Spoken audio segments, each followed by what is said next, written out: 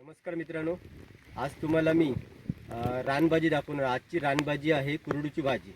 तर आपण एका मित्राच्या परड्यात आलेलो आहे. कलमांची बाग आहे, पाहू शकता मागे तुम्ही. तर ही बघा, ही लाल भाजी कुरडू भाजी आहे. लाल भाजीच्या प्रजातीतली ही भाजी आहे. ही भाजी आता आपण थोडी थोडी काढणार आहोत.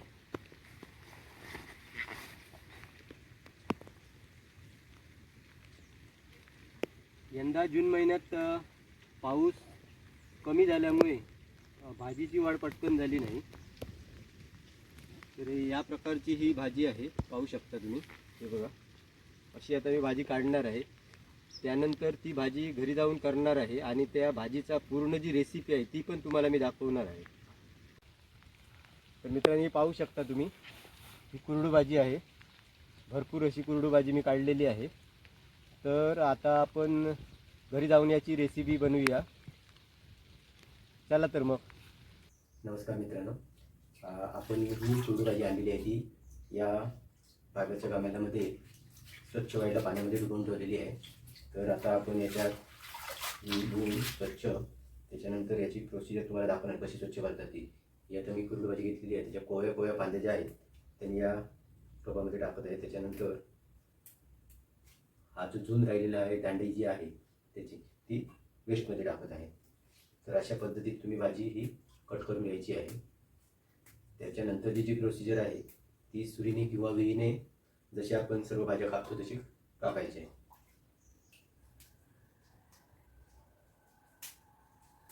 यंदा पाऊस कमी झाल्यामुळे कुरडू भाजीची आवक थोडी कमी आहे. आता मोठ्या प्रमाणावर कुरडू भाजी भेटते. हा जून महिना पूर्ण कोरडा गेला त्यामुळे पाऊस तसा काही झाला नाही. त्याची भाजी मोठी पण वाटते भरपूर.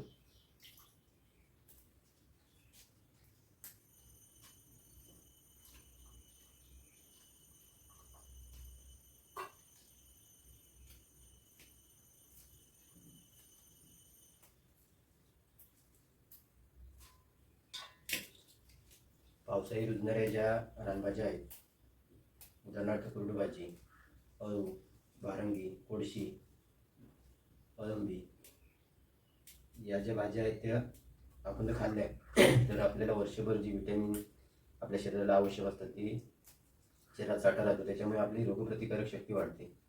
त्याच्यामुळे आपल्याला जे आपण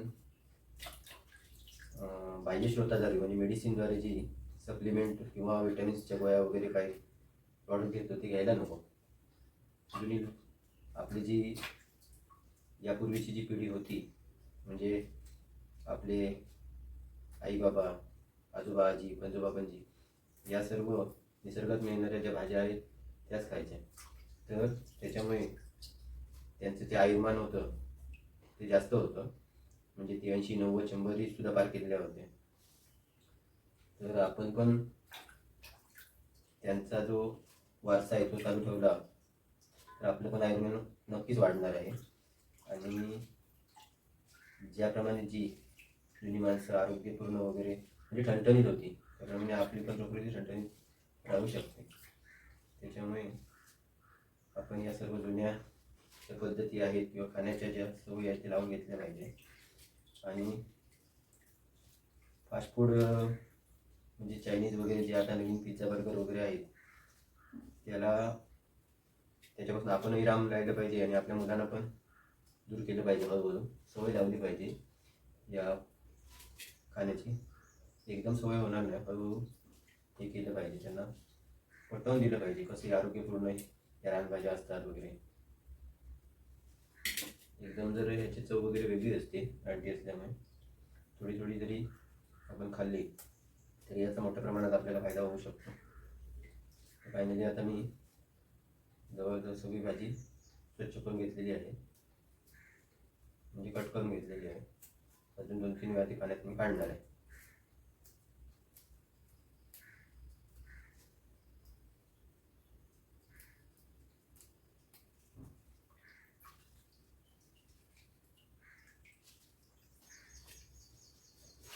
पुन्हा मी पाणी घेतलेलं आहे. पाण्यात परत एकदा स्वच्छ करून टाकणार आहे. कट करताना पण 2 वेळा पाण्यात लागू पडणार आहे. परत परत पाण्यात कशाला काढायला पाहिजे, कारण रानात असते ही भाजी. कुठचे कीटक वगैरे काय याचा मनात संशय नको. त्याच्यामुळे परत पाण्यात स्वच्छ काढली पाहिजे. पूर्ण पाणी इथून टोकन घेतलेली आहे भाजी. अजून पण 2 वेळा मी पाण्यात काढणार आहे भाजी कापताना. तेव्हा पाणी आता स्वच्छ आलंय. फायनली सुरीने आपण भाजी कट करत आहोत. जितकी भाजी बारीक कट करता येईल तेवढं बरं असतं, कारण शिजते भाजी.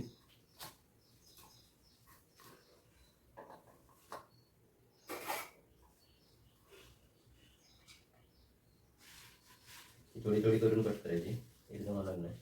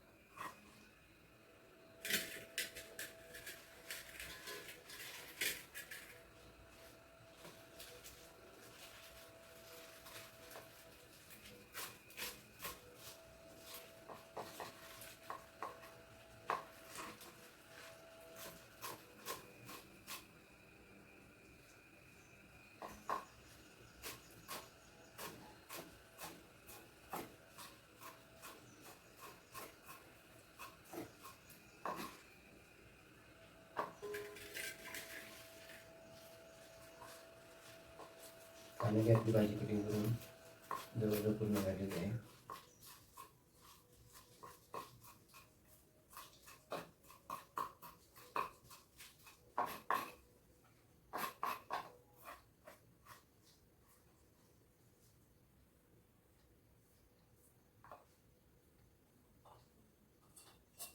आपण मिरच्या घेतलेल्या आहे, तिखट आणि मीडियम तिखट अशा घेतलेले आहे. मी तिखट घालतो. तुम्हाला मीडियम तिखट पाहिजे तर मीडियम तिखट वापरू शकता. 2 घेतले मिरच्या.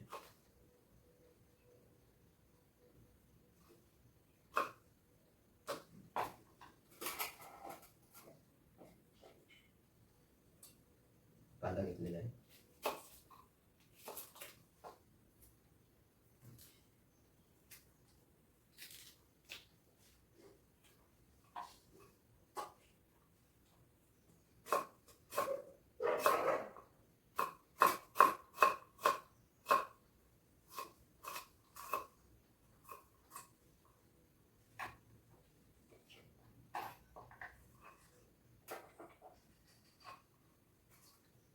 कांदा ठेवलेला आहे. फायनली आपण गॅसवर एक पॅन गरम करायला ठेवलेला आहे.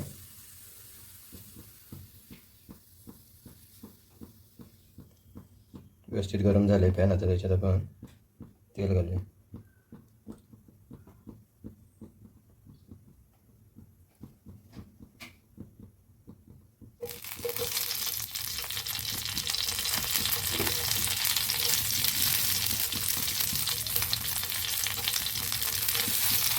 कांदा,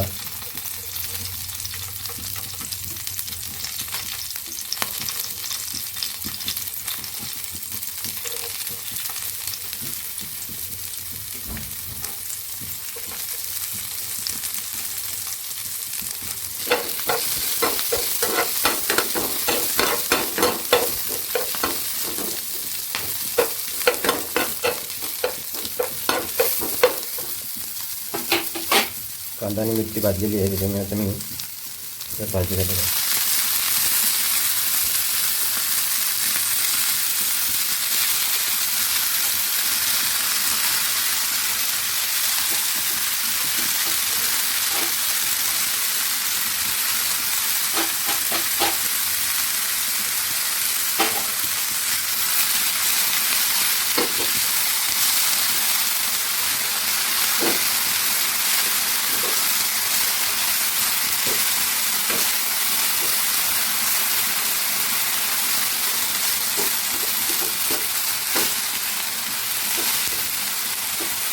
चांगलं ढवळून घेतलेलं आहे.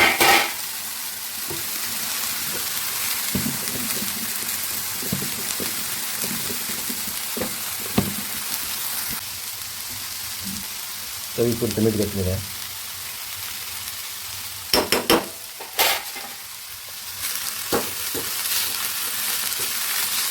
गॅसची फ्लेम मी बंद घेतली आहे.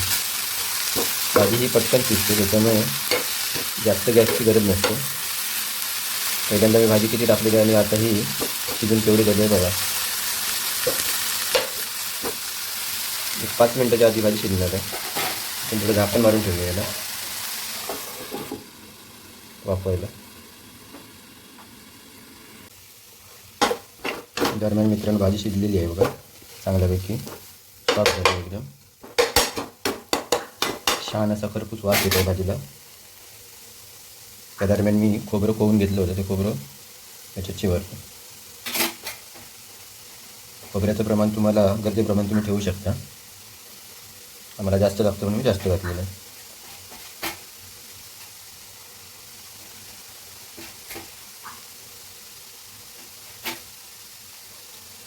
त्याच्यानंतर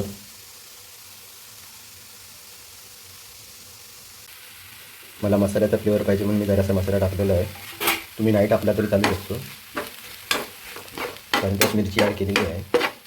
या रेसिपीला मसाल्याची आवश्यकता नाही.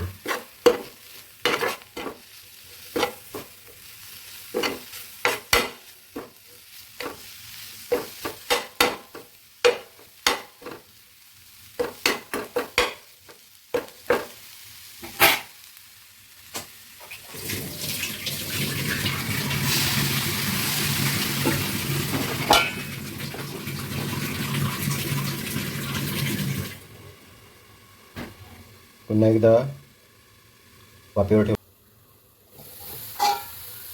मस्तपैकी भाजी शिजलेली आहे बघा छान अगदी.